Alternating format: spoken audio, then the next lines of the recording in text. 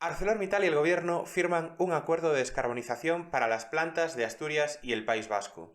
Las instalaciones de Avilés serían las beneficiadas de los cambios para producir acero verde a partir de hidrógeno renovable. En el episodio de hoy hablaremos sobre el papel que jugará el hidrógeno en la descarbonización del sector del acero. Yo soy Bryce Armiño. Y yo soy Javier Pollos. Bienvenidos al podcast del hidrógeno. El podcast del hidrógeno en español para España y Latinoamérica. ¡Empezamos!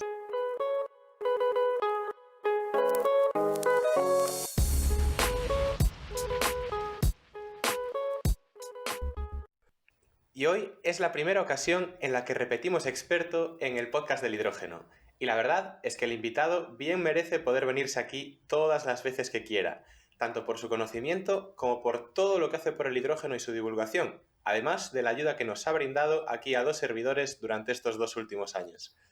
Don Carlos Berní, bienvenido de nuevo al podcast del hidrógeno. Muchas gracias, muchas gracias. Es un gran honor estar en este capítulo 35. Ya, ¿quién lo diría? ¿Quién lo diría? Así que no, muchas gracias a vosotros por seguir acordándoos de mí. Encantado, Carlos, de tenerte por aquí. Y para quienes hayan perdido ese cuarto episodio y 31 episodios después, ¿podrías presentarte para que nuestros oyentes te puedan conocer mejor? Así vamos a intentar no enrollarnos mucho, que ya sabéis que tiendo a enrollarme demasiado. Yo llevo trabajando en el tema del hidrógeno pues desde que acabé la carrera. Yo estudié química en Valladolid y desde entonces pues me he dedicado a temas de hidrógeno en diferentes sitios. Empecé pues con un doctorado y haciendo mucha investigación, trabajando en universidades, me moví mucho por toda Europa, trabajé en el Reino Unido, en Francia, en Dinamarca, en Noruega. Y bueno, después de unos años, más de 10 años trabajando en universidades y centros de investigación, pues decidí dar el salto a la industria y hace pues ya casi 5 años, va a hacer ahora 5 años en septiembre, pues me fui a la industria siderúrgica en una empresa que se llama Sandvik, en la parte de materiales, que se llama Sandvik Materials Technology. Y entonces, formando parte de un grupo de I+D, pues nada, pues trabajé, me introduje en todo el mundo industrial, que me sorprendió gratamente porque, bueno, es algo muy motivante para alguien que quiere transferir su conocimiento a cosas reales y desde el primer momento lo sentí, lo noté, que hacíamos productos para formar pilas de combustible en un primer momento, porque en el año 2017 pues el boom de la electrolisis no estaba tanto como ahora y poco a poco pues claro, fuimos introduciendo los productos a otras cosas que pila de combustible, sino también a electrolizadores. Y bueno, pues allí pasé un tiempo muy, muy bueno y la verdad es que tenía unos compañeros geniales y es un sitio que recomiendo a todo el mundo que si tiene la oportunidad de trabajar, que trabaje allí porque se aprende mucho y te tratan muy bien. Pero yo sentía que podía hacer algo más, que yo estaba un poquito ahí, pues demasiado a lo mejor encajonado en unos productos determinados. Y bueno, yo ya sabéis que pues que divulgo mucho hidrógeno, también me muevo en redes sociales, he tenido suerte de que me han invitado de varios sitios y bueno, un poco a raíz de esa presencia un poco en algunos sitios, pues me contactaron los de mi empresa de ahora, de H2 Green Steel, que es una startup sueca que lo que pretendemos es descarbonizar la industria, en pocas palabras. Y claro, me pareció que, pues eso, que yo después, ya sabéis, además los que me conocéis y conocéis mi discurso, que soy de tenemos que actuar, tenemos que hacer las cosas, tenemos que hacerlas grandes, estamos preparados.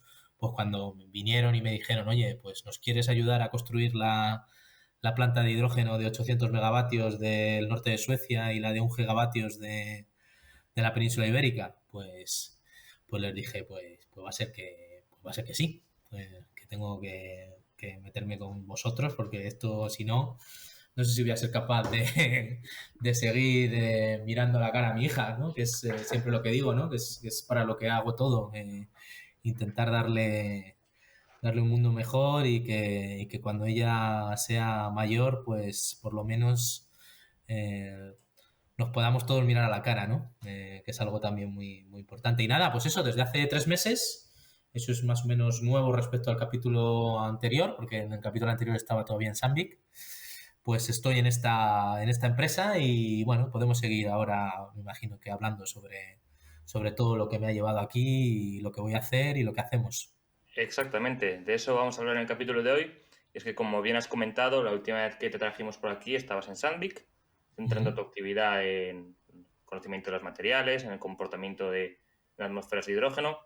Y ahora, pues parece que formas parte de algo mucho más grande, mucho más novedoso. En la startup que tú comentas, H2 Green Steel, nos cuentas que detrás de eso pretendéis descarbonizar la industria. Sí, Pero, ¿puedes sí. ampliarnos un poco más la información? El objetivo de la empresa es descarbonizar la industria difícil de abatir, ¿no? Es la traducción del inglés, difícil de electrificar, empezando por el acero. Y entonces, pues lo que se va a hacer es que se van a construir 2 plantas de acero, eh, una en el norte de Suecia y otra en la península ibérica. El proyecto de la península ibérica es en colaboración en joint venture con Iberdrola. Y nada, vamos a construir todo desde cero y entonces se va a producir acero verde.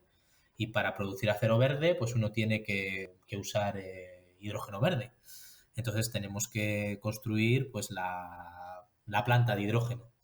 Entonces esto es lo que estoy ahora metido. Tenemos el objetivo de que el proyecto de Suecia empiece a producir acero en 2025 y el de España en 2026. Y como os decía antes, pues con tamaños no vistos hasta la fecha, de 800 megavatios más o menos, acercándonos al gigavatio. El de Suecia está ya muy, muy, Qué muy, barbaridad. muy, muy encaminado a eso, 800 megavatios. El de España, como todavía tenemos un poco más de tiempo ya te digo, es un proyecto en colaboración con Iberdrola, tiene que todavía terminar de definirse, pero esa es la idea. Son 2,5 millones de toneladas de acero al año, que es muchísimo acero, pero que es insignificante con todo el acero que se produce anualmente, que son 2.000 Y millones de que, toneladas.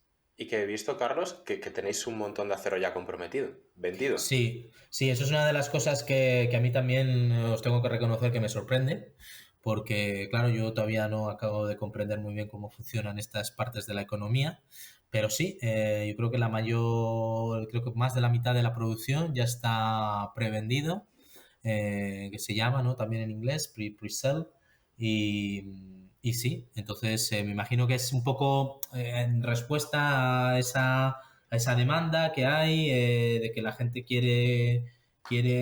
hay mucha gente que sí que quiere dar el paso, pero por H o por B Ujú. no consigues tener el producto que necesitas o el proceso que se te adecua a tu economía. Es todo muy complejo. Hay que ser a veces un poquito más empáticos cuando pensamos en todo el tema de la transición sin ser complacientes. Pues buenas Sí. noticias, desde luego. Pero has comentado antes 800 megavatios, 1 gigavatio. Vamos a ir al principio y a la raíz de por qué se está pensando en utilizar el hidrógeno para el sector del acero. Y es que, ¿dónde está el problema en este sector? Porque es un sector que dices tú difícil de abatir, ¿no? Difícil de electrificar. Sí, pues sobre todo es por la reducción del mineral de hierro para producir el acero al carbono, que es el acero más básico que usamos, es el que se usa en- el que usa la industria de la automoción para construir los coches, los camiones, el que se usa para construir las casas en construcción. Es el acero más básico, es como si dijéramos, el de toda la vida. Eh, entonces, para tú producir ese acero, tú usas mineral de hierro, que lo vas a reducir a tu materia prima con carbón. Entonces, ese es un primer paso que tú te Para los quieres... menos entendidos, reducir implica quitar el oxígeno, ¿no? Sí, Del mineral de exacto. hierro. Sí, tú quieres pasar a estado metálico desde el óxido. Tienes una mezcla de óxidos rico en óxido de hierro, pero tienes una mezcla de óxidos y tú con un proceso de alta temperatura lo transformas en hierro metálico con un poquito de carbono, que es lo que tiene al final el acero. Es una aleación de hierro y carbono. Entonces, esto es más o menos el proceso. Entonces, para sustituir el carbono o el carbón, ¿no?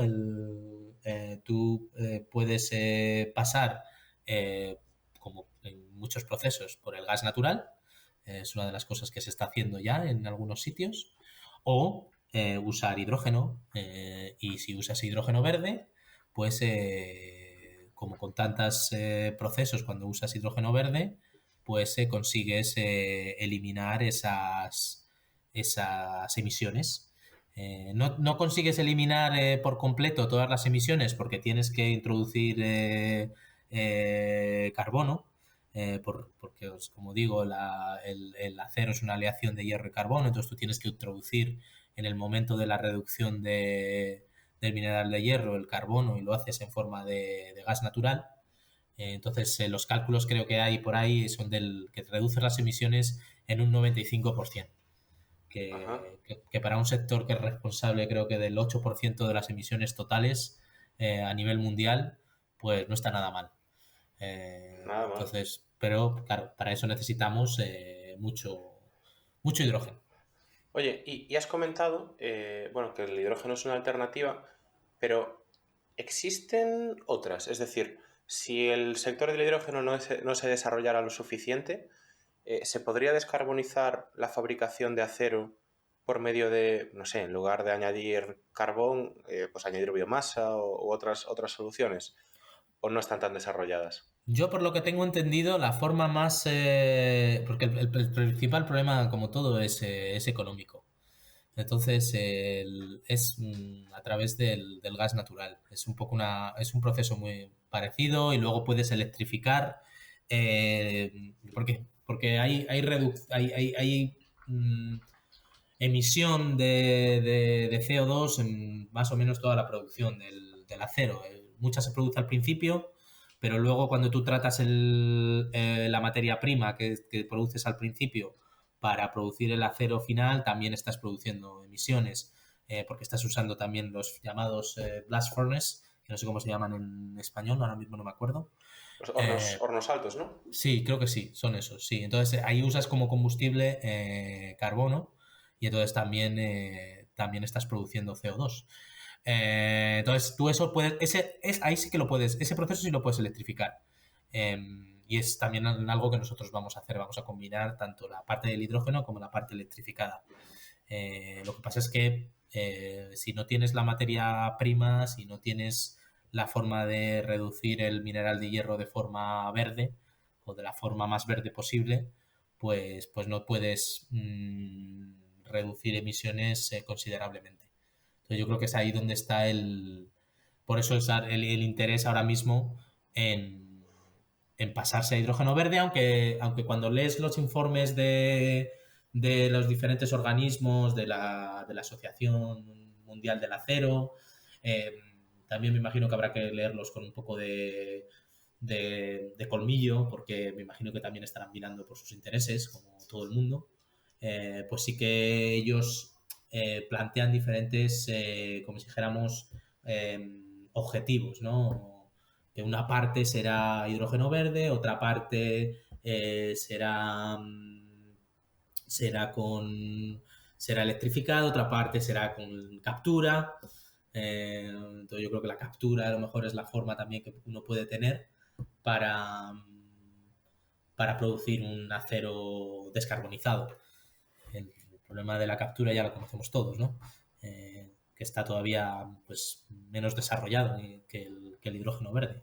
Entonces, bueno, pues y hay muchos debates de que de verdad la captura sea una forma adecuada y bueno, entonces nosotros lo tenemos muy claro, es hidrógeno verde con electrolisis. Entonces, eso es de momento nuestra hoja de ruta. A mí me gustaría profundizar, Carlos, un poco más en el tema del proceso. Sí. ¿En qué consiste esa reducción para hacer esa descarbonización del proceso por medio del hidrógeno? ¿Y en qué cambia con respecto al sistema actual, que no es verde? Sí, pues lo primero que hay que hacer, que no es baladí, es tener hidrógeno verde, ¿no?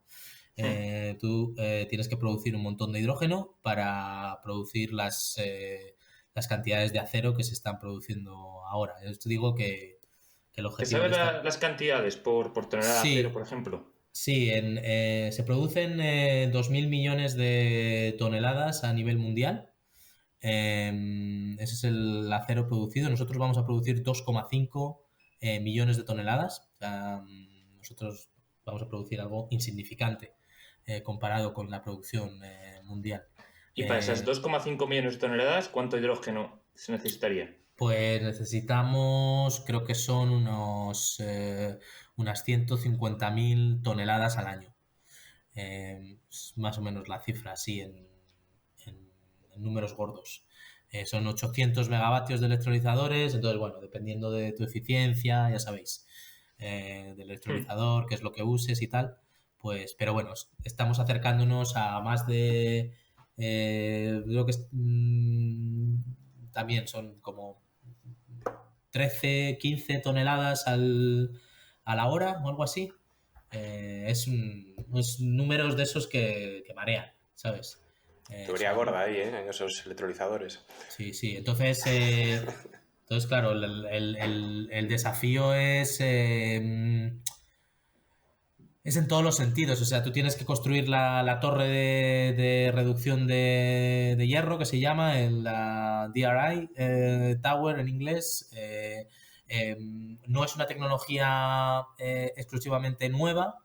Se llevan usando este tipo de torres desde los 70 en Oriente Medio, sobre todo, donde tienen bastante gas, porque lo que usan es gas para reducirlo. Yo estoy encargado de producir hidrógeno y entonces sé que nosotros vamos a tenemos que mandar hidrógeno con una pureza determinada y unas condiciones determinadas a la torre y es una producción continua de hidrógeno y la torre funciona 24 horas, 7 días a la semana, solo con las paradas establecidas de mantenimiento. Creo que están hablando de 8.000 horas al año de las 8.700, ¿no? Que tiene un año, 8.760, están hablando de, pues eso, de una operación de 8.000 horas. Entonces yo creo que paras unas semanas para el mantenimiento, no sé si exactamente qué tipo de mantenimiento lo necesita. Entonces eso produce la materia prima que se llama esponja de hierro, que sustituye al pig iron, que la verdad es que en español no sé si lo llamamos, no sé cómo lo llamamos, la verdad, el pig iron. Ni Porque idea. no, pig es cerdo, pero no creo que usamos en la traducción. Así que No, ni idea, la verdad. nuestra amiga bueno, aquí la Wikipedia dice arrabio, pero yo la Pues verdad es que será.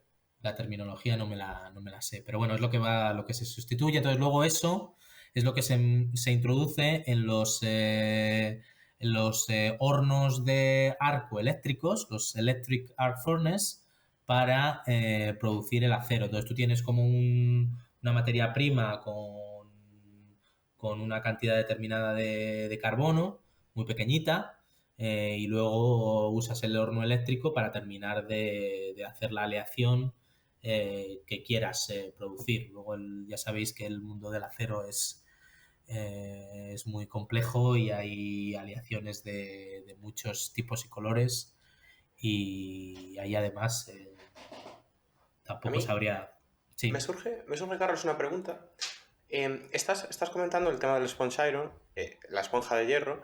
Eso sí, entiendo que es porque, claro, a las onzas de hierro, a las astillas de hierro, de óxido de hierro que tú introduces en la torre de reducción, se les extrae ese oxígeno y por eso queda con esa forma Sí, esponjosa. ¿Es por eso? sí, yo creo que sí, es porque O se sea, produce no esa llegan a especie. derretirse dentro de esa torre, no alcanzan temperaturas que hagan que se derrita. Por eso luego se lleva al horno de Sí, arco eléctrico. sí, yo sé que yo creo que estamos hablando de temperaturas en torno a 650, 700, o sea que no son tampoco temperaturas, no son de 1500, Claro, 1800, en sí. un alto horno yo creo que están en los 2000 grados, una cosa Sí, así, ¿no? sí, sí. Vale, Entonces vale, creo vale. que en función también, esto también influye en la eficiencia del propio proceso, ¿no? Porque tú ya no es solo en la producción de hidrógeno, o sea, tú vas a querer ser lo más eficiente eléctricamente en todo y energéticamente, ¿no? En todo el proceso de producción de acero para tener, al final te va a favorecer a obtener un producto más competitivo. Eh, Hombre, claro. en un primer momento, pues la competencia es relativamente, como si dijéramos, fácil, aunque bueno, de aquella manera, porque estás compitiendo con el acero sucio y bueno, te puedes permitir incluso que sea un poquito más caro, como en tantas cosas, ¿no?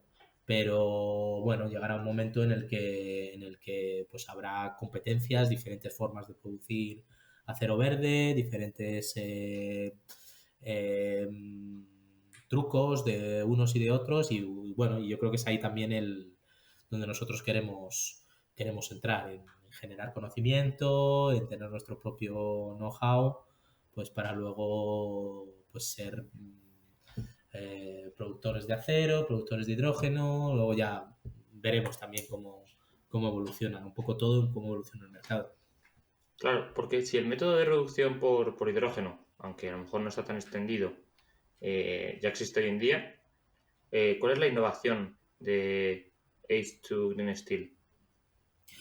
Tenemos sobre todo dos o tres grandes innovaciones. Yo creo que no hay que olvidar que la principal innovación es hacerlo ahora mismo, a día de hoy. Yo creo que es una de las cosas que hay mucho bla bla bla, hay muchos proyectos en el papel, pero aquí hay que, como decía mi padre, el movimiento se demuestra andando.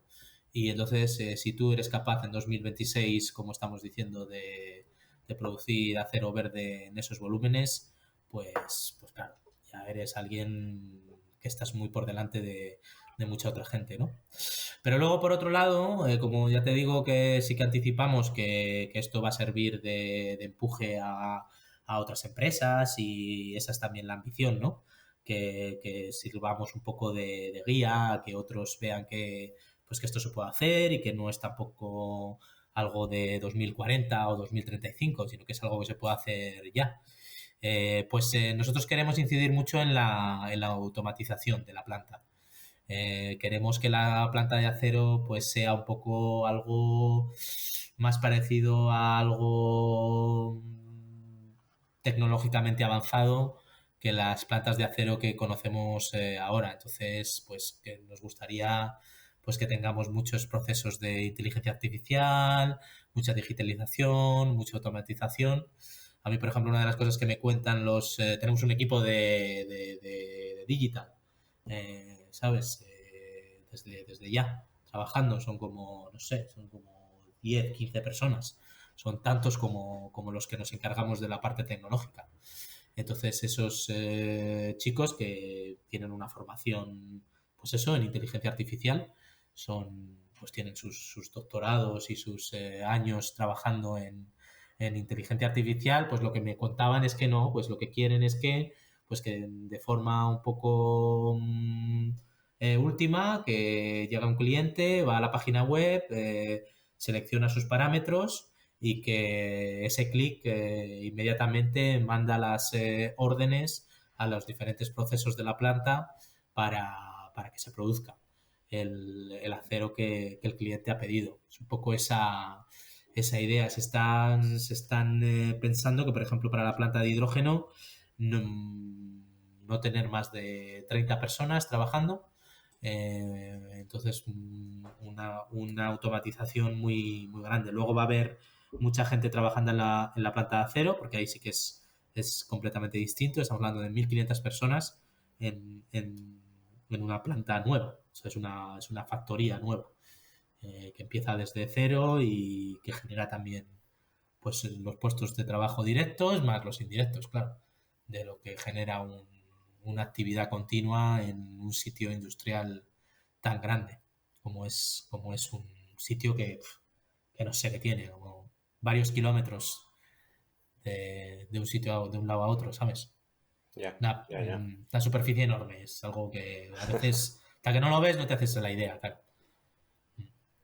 Si vosotros, o sea, no sé si habéis comenzado ya, habláis del año 2025, ¿habéis comenzado ya las obras de la planta de Suecia? Pues ahora mismo lo que se ha comenzado es solo a cortar árboles porque se está a la espera de que nos den el permiso medioambiental.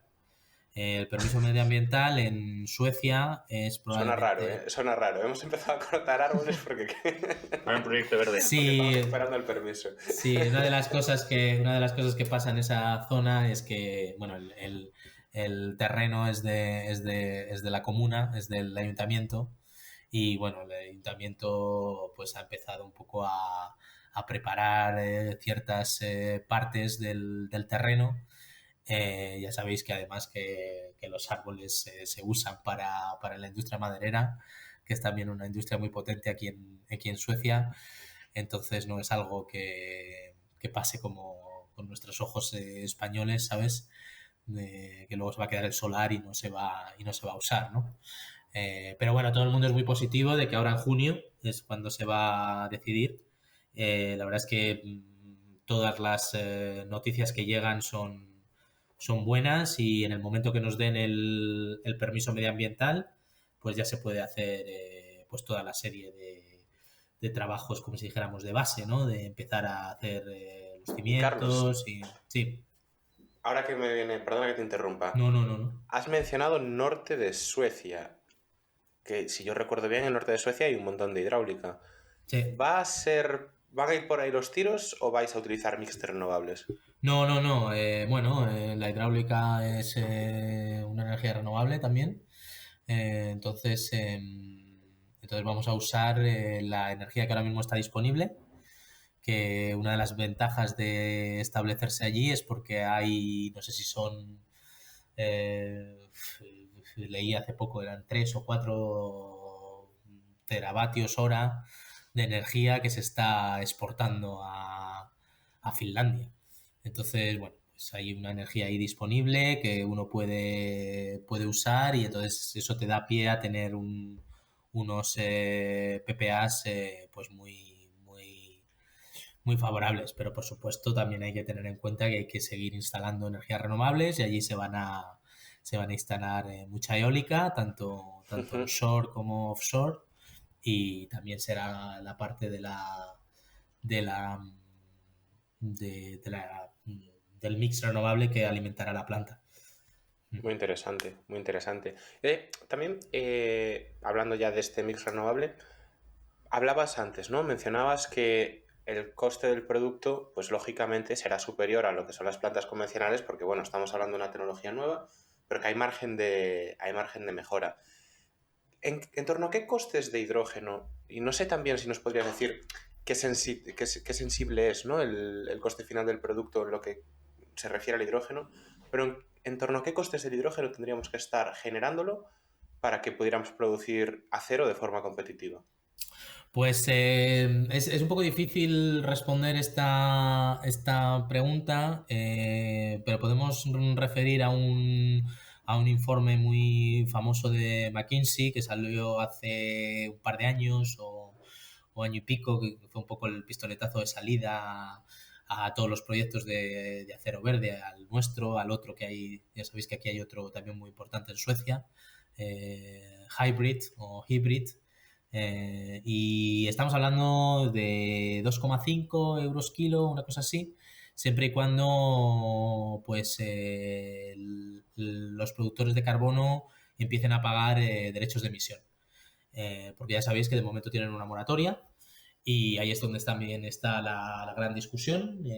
Ellos quieren que la moratoria pues les dure lo máximo posible y los que queremos que las cosas se aceleren, pues abogamos porque ya no haya más moratorias y la gente se ponga las pilas e invierta lo que tenga que invertir en estos procesos porque no tenemos más tiempo y lo que más retrasemos es poner piedras en nuestro propio tejado. Entonces por ahí van los tiros, más o menos. Pero ya te digo que es difícil dar un número mágico. Sí, pero no me parece un número demasiado exigente, 2,5 € por kilo.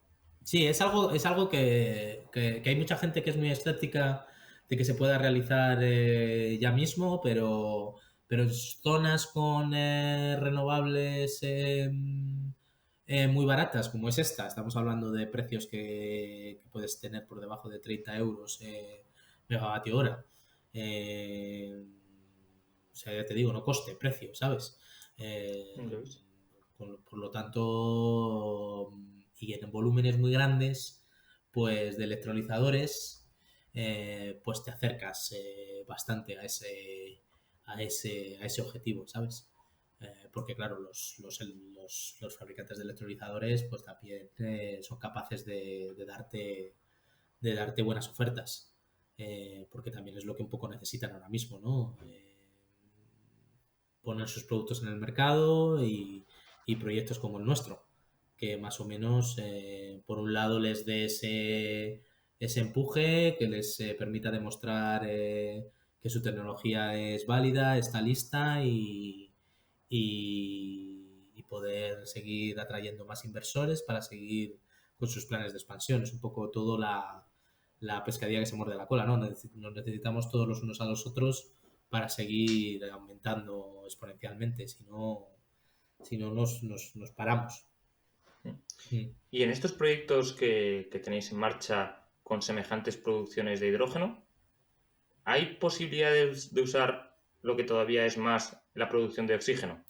¿O ya en este nuevo modelo de reducción con hidrógeno, el oxígeno ya no es un gas necesario para el sector del metal? No, en el acero se usa mucho oxígeno para el propio tratado del acero. No sé exactamente en qué momento, creo que es en el momento final de la producción del acero, pero sí, estamos hablando de que podemos usar, eh, no sé si entre un 30 y un 50% de nuestra producción de oxígeno en la propia planta, algo que es muy interesante porque hemos estado estudiando la posibilidad de usar el oxígeno en otras cosas y la competencia con la producción actual de oxígeno es muy dura y al final lo mejor es intentar usarlo internamente. Pero sí, de ahí es donde esperemos que podamos usar nuestro oxígeno y darle un poco esa circularidad que tanto nos gustaría a todo lo producido en la planta de hidrógeno, que aparte de hidrógeno, pues eso, es mucho oxígeno, es también mucho calor, que también esperamos usarlo de forma que sirva a la planta y a lo mejor a la propia a la gente de alrededor, en forma de ¿cómo se dice? De calefacción, de district heating, la calefacción central, que aquí se usa mucho en Suecia. Claro, es que vosotros le sacáis partido a absolutamente todo lo que se produce en el electrolizador, porque además es eso, ¿no? El district heating, por ejemplo, aunque lo vendas a 10 euros el megavatio hora o a 15 euros el megavatio hora ese calor, es que todo lo que produces, el 100% de tu electricidad prácticamente, lo acabas sacando de una forma o de otra. Sí, y luego también, otra de las cosas que también no hemos comentado es que nosotros contamos con todas las tecnologías de electrolisis. Entonces vamos a poner SOEC y claro, ya sabéis que el calor latente, el exceso de calor, es un gran aliado para las SOEC. Entonces también esperamos pues que demostremos que se puede hacer y un poco a lo mejor no va a ser la tecnología mayoritaria en esta planta, pues porque los fabricantes de SOEC todavía no están al mismo nivel que los alcalinos, por ejemplo, pero vamos a tener un electrolizador SOEC bastante grande para lo que estamos acostumbrados y con la idea un poco, pues eso, de probar toda esta serie de desarrollos que tiene que hacer la industria SOEC y que les sirva un poco de empuje y de quitarse ese San Benito que tienen los pobres de que no están preparados y de que es algo más para 2030, 2035 que para los proyectos actuales. Que no es cierto. Yo creo que es algo que pueden, pero que necesitan, por desgracia, más pruebas que otros. Claro, es que eso también era mi siguiente pregunta, porque tú, al igual que nosotros, eres también un enamorado de la tecnología SOEL. Entonces, por lo que entiendo, en estos proyectos, la tecnología SOEL se adaptaría mejor a los procesos por el aprovechamiento del calor, las altas eficiencias, pero si no todo se va a hacer con esa tecnología, es porque esos proyectos tan enormes todavía no hay capacidad de fabricación suficiente. Pero en principio sería la tecnología ideal. Sí, en principio es la tecnología ideal. Estamos hablando de eficiencias que con ese calor latente que puedes sacar de la producción del acero, nos acercamos al 90-95% de eficiencia eléctrica. Eso es un 25% más en el mejor de los casos, en el mejor de los días de un electrolizador alcalino o PEM. Entonces, claro, en cientos de megavatios es mucha electricidad que ahorras tú, que evitas o sea, que puedes usar para otras cosas, dado pues eso, la falta de electricidad renovable que tenemos en general. También es la forma un poco de que la gente entre más con el hidrógeno y enseñarles que también se pueden hacer soluciones altamente eficientes en hidrógeno, que ya no pueden tampoco usar esa excusa para no usarlo. Entonces, bueno, pero necesitan ese empuje que han tenido las otras tecnologías por unas razones u otras y que estoy convencido que en estos, pues con ayuda de nuestro proyecto y con algún otro que también pues yo creo que nos ayuda mucho, pues que yo estoy, ya sabéis que yo pues eso, conozco muy bien el proceso y llevo trabajando pues toda mi vida en esta tecnología. Mi jefa también viene de esta tecnología, ella tiene un doctorado en SOFC, entonces claro, ella también conoce perfectamente. Estás como en casa ahí, ¿eh? Claro, no, pues si no os engaño que cuando a mí me atrajeron muchísimo cuando me dijeron que sí que querían pegarle un empuje y que ahora, bueno, pues que van, que el de ahora es un poquito como un demostrador en comparación con el volumen total, ¿no? Pero claro, para ellos es un gran avance, ¿sabes? Entonces, bueno, pues con la ayuda de todos, que es como tiene que ser, pues esperemos que puedan aportar su granito de arena y sin menospreciar a nadie, que ya sabéis que yo siempre digo que esto no es una batalla de unos contra otros, sino que tengamos las máximas herramientas posibles para que podamos avanzar más rápido. Que 2.000 millones de toneladas de acero, cuando solo pensamos en el acero, ¿sabéis? Son muchos millones de toneladas si tenemos que hacerlo solo con alcalino. O con PEM, con el problema que tiene PEM. Y Carlos, ya penúltima pregunta, tus top 3 desafíos que estás encontrando ahora o que crees que vas a encontrar en la industria. Uno de los grandes desafíos que nos encontramos es con los propios electrolizadores, los fabricantes de electrolizadores, pues que, diciéndolo de forma muy clarita, que no nos engañemos, que digamos claramente lo que hay, a lo que se puede llegar y qué es lo que necesitamos, ¿no? para poder llegar a esos objetivos. Eh, por desgracia, tenemos tendencia el ser humano a ser demasiado fantasmas y entonces te puedes encontrar o te encuentras con gente que te promete cosas que luego pues no van a ser capaces de cumplir. Y eso es lo creo que es lo primero que hay que intentar evitar. Y yo creo que eso lo podemos hacer pues trabajando de la forma más conjunta posible, más transparente posible, donde compartamos riesgos también para que no sea solo una dirección, o sea, una relación unidireccional. Entonces, ese es uno de los desafíos más importantes que yo veo ahora mismo. Y porque no ves a los fabricantes capaces de entregar lo que están prometiendo o las características que prometen.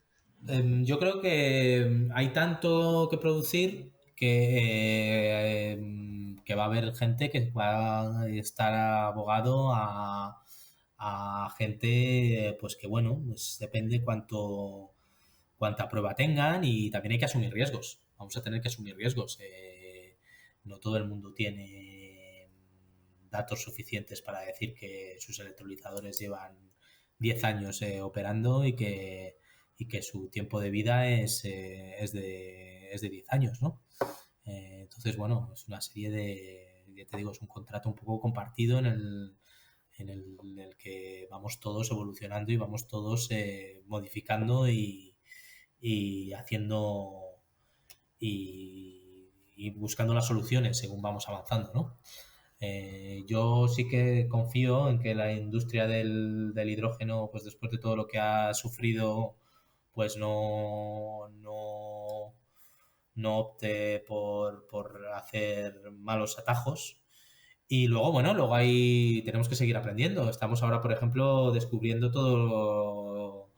toda la parte de la electrónica de potencia. La electrónica de potencia es un mundo nuevo para todos los que nos dedicamos a esto, que antes simplemente estaba ahí y claro, ahora es una parte fundamental y las propias empresas especializadas pues tienen que ayudarnos, tienen que también ser didácticos, tienen que ser empáticos. Ya te digo, yo creo que es toda una nueva forma de relacionarse y de realizar y de darse cuenta que aquí el objetivo está por encima de todos nosotros y que necesitamos ponerlo por encima de todo y que con eso por delante vamos a ser exitosos y vamos a ganar mucho dinero, que es también, para que no nos vamos a engañar, es el objetivo de todos al fin del día. Nos movemos por lo que nos movemos. Así que... Genial, Carlos. Pues nada más que añadir. Muchas gracias por venir de nuevo al programa. Un placer tenerte aquí como siempre. Y bueno, te volveremos a traer seguro un año más. Nada. Muchas gracias a vosotros. Espero que sigáis divulgando tanto y tan bien como hacéis, que lo necesitamos. Ya os dije en su día, necesitamos más gente como vosotros. Espero que esto sirva también de inspiración a otra gente, a que vea que esto es posible, porque necesitamos muchos profesionales, necesitamos mucha gente también que se readapte a esto, porque esto es una tarea titánica y no hay que tampoco menospreciarla, pero tampoco pensar que no lo vamos a hacer, sino todo lo contrario, porque es posible y cuando lo veamos, cuando lo tengamos hecho, veremos que es genial y maravilloso. Seguro que sí. Muchas gracias, Carlos. Un abrazo. Nada, un abrazo. Hasta luego. Y hasta aquí ha llegado el episodio de hoy, en el que hemos podido contar con la presencia de Carlos Bernuy y su experiencia en su nuevo puesto en el sector del acero verde. Esperemos que os haya gustado y que nos acompañéis durante los próximos capítulos. ya que es mucho lo que tenemos y queremos contar. Dadle a like y suscribiros para ayudar a que este podcast crezca. Todas vuestras aportaciones serán bien recibidas en el correo elpodcastdelhidrógeno@gmail.com o en los comentarios de las principales plataformas. Un abrazo grande y hasta la próxima semana.